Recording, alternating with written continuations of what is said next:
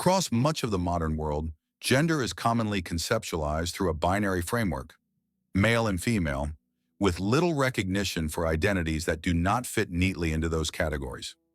This binary approach is often assumed to be universal and historically consistent. Yet a closer examination of pre-colonial African societies reveals a very different reality. Long before European colonial powers imposed their administrative, legal, and religious systems on the continent, many African communities maintained gender categories that extended beyond two. Some recognized three, four, or even more gender identities. Others defined gender according to spiritual callings, age-grade roles, lineage responsibilities, or social functions rather than anatomy alone. These frameworks differed significantly from the strict binary norms introduced during the colonial period. This episode examines pre-colonial Africa's diverse gender systems, drawing on linguistic evidence, ethnographic accounts, spiritual traditions, and oral histories. We explore the complexity and nuance of African gender roles before European contact. We also consider how colonial pressures redefined these identities and reduced Africa's gender landscape to a narrower, more rigid system. Understanding gender in pre-colonial Africa requires stepping outside the assumptions of contemporary Western categories. African societies often linked gender to spiritual obligations, ancestral callings, specialized social roles, economic or political functions, ritual responsibilities, lineage continuation mechanisms, age and life stage. In many communities, the categories of man and woman were not fixed or solely defined by birth anatomy. Instead, gender was often dynamic and responsive to the needs of the community and the influence of spiritual forces. Three major patterns appear across the continent. 1. Roles resembling third gender categories, often tied to spiritual or ceremonial duties. 2. Roles resembling fourth gender or dual gender identities, combining masculine and feminine attributes. 3. Gender roles that shifted over the course of a person's life or in response to spiritual revelation. These patterns were not marginal or exceptional. They formed part of the social fabric of numerous African societies, from East and Central Africa to the Sahel and southern regions. Eastern Africa contains some of the most extensively documented cases of gender diversity in pre-colonial African societies. These records come from anthropological studies, missionary accounts, indigenous oral histories, and linguistic evidence. One of the clearest examples of a distinct third gender category is found among the Langi people. The Langi recognized individuals known as Mudoko Dako, feminine-presenting males who were socially categorized in roles typically reserved for women. Historical accounts from anthropologists working in the early 20th century describe Mudoko Dako as undertaking domestic tasks, dressing in feminine attire, participating in women's dances, and marrying men as wives. This was not a fringe or hidden practice. It was integrated into Langi social structure. Marriage ceremonies involving Mudoko Dako individuals followed the same customs as other marriages, including bride wealth arrangements. Among the Acholi, also of northern Uganda, gender could shift in response to spirit possession. When an individual was believed to be chosen by an ancestor of a particular gender, that gender influenced their social role. A male-born medium inhabited by a female spirit adopted feminine roles during ritual. Similarly, a female-born medium possessed by a male ancestor adopted masculine roles. These transformations were understood as expressions of ancestral will, not personal choice.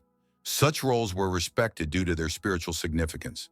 They were also recognized consistently across Acholi communities prior to colonial intervention.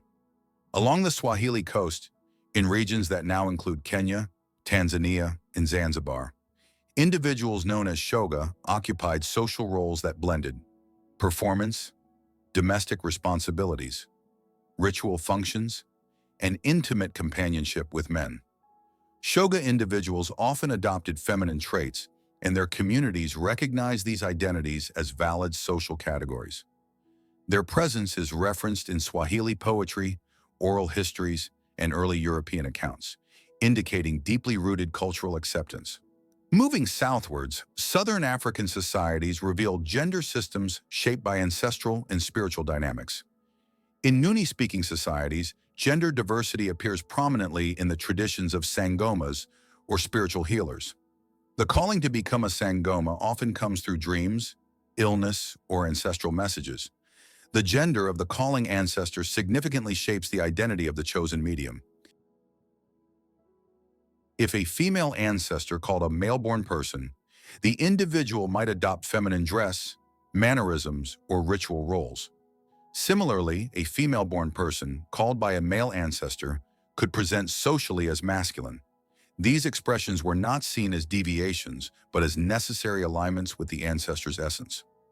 Historical accounts indicate that these gender shifts were widely accepted within Nguni communities as part of legitimate spiritual practice.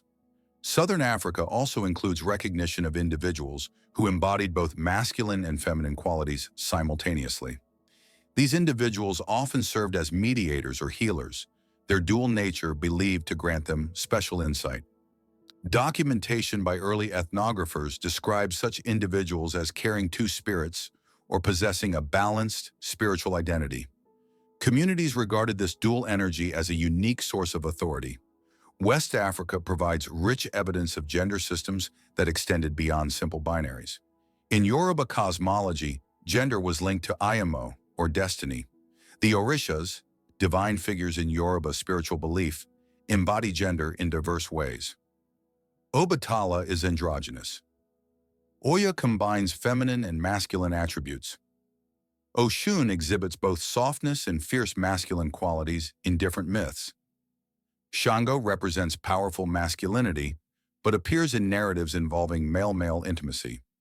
Olodumare, the supreme being, is beyond gender.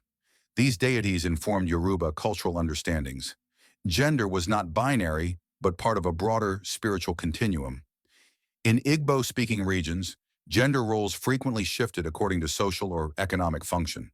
The Igbo recognized roles such as female husbands, male daughters, and individuals whose gender category changed through inheritance practices. These roles illustrate that biological sex did not determine gendered expectations. Instead, gender was assigned based on responsibility, lineage, and community need. Spiritual individuals known to be guided by Agwu, a spirit associated with unusual behavior or insight, sometimes adopted gender non-conforming roles, respected due to the spiritual calling. Central African societies present another layer of gender diversity, rooted in social structure and spiritual life. The Azande of present-day Congo and South Sudan provide some of the strongest documentation of non-binary gender and male-male relationships, but they also exhibit fluid approaches to gender identity. Anthropologists recorded cases of male-born individuals who adopted feminine roles permanently. Their gender expression was socially recognized and embedded in family and ceremonial roles. In the Congo Basin, various ethnic groups maintain systems where spirit mediums embody the traits of the possessing spirit. As in parts of East Africa, gender expression changed according to the spirit's identity. These mediums sometimes adopted feminine dress, fluid gender roles, new names, or mixed gender ritual attire. The community viewed these transformations as sacred, not controversial.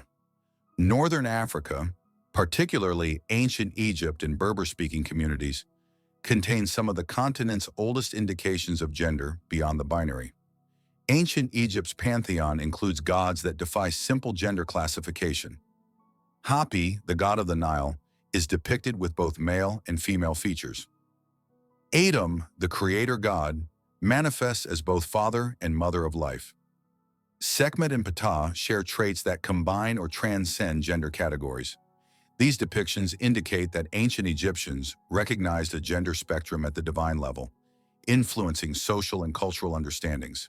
The Siwa oasis in Egypt maintained cultural practices that involved male individuals adopting roles or identities beyond conventional masculinity. While these practices were more closely documented in the context of male-male unions, they also tie into gender expression that engage with broader social expectations. In the Amazigh, Berber regions stretching across Algeria and Morocco, some spiritual roles required individuals to adopt mixed gender attire or behaviors. Such roles were linked to ancestor veneration and specific ritual responsibilities. Despite this wide range of gender diversity across African societies, The onset of colonial rule radically transformed gender norms. Colonial authorities enforced European gender categories in several ways. 1. Legal systems criminalized gender nonconformity and same-sex behavior. 2. Missionary schools taught rigid gender norms and replaced indigenous spirituality with Christian doctrine. 3.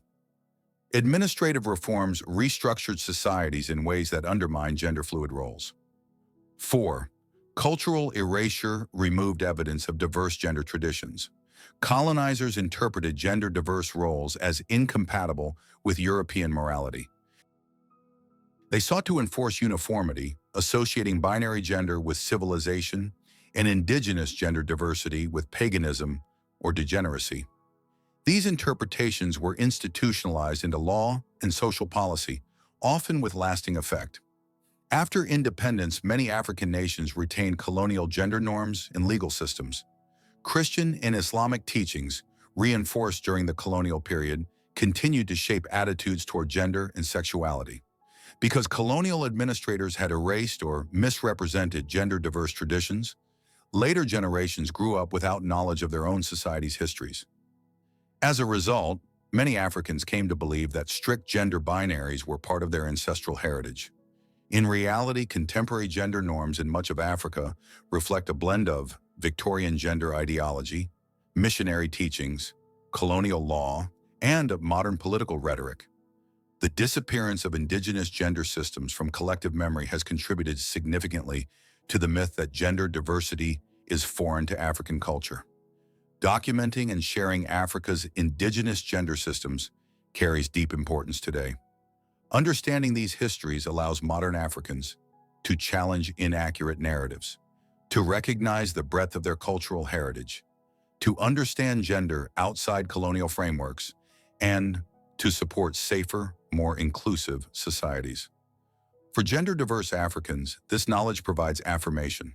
It roots identity not in external influence, but in long-standing cultural precedent. For policymakers and educators, it provides evidence needed to reevaluate laws and curricula still shaped by colonial ideology. Ultimately, this historical recovery is an act of restoration, returning to Africa the knowledge of its own diversity. The idea that African societies historically recognized only two genders, male and female, is not supported by historical evidence. Across the continent, pre-colonial communities maintained gender roles and identities far more varied than the binary categories introduced during colonization. These systems were shaped by cultural, spiritual, and social contexts unique to each region. European intervention disrupted these traditions, replacing them with rigid gender norms aligned with Western ideology. Over time, these imported norms took on the appearance of tradition, obscuring Africa's true past. As this series continues, we will explore these histories further, examining how African societies expressed gender, spirituality, and love long before colonial influence reshaped their identities.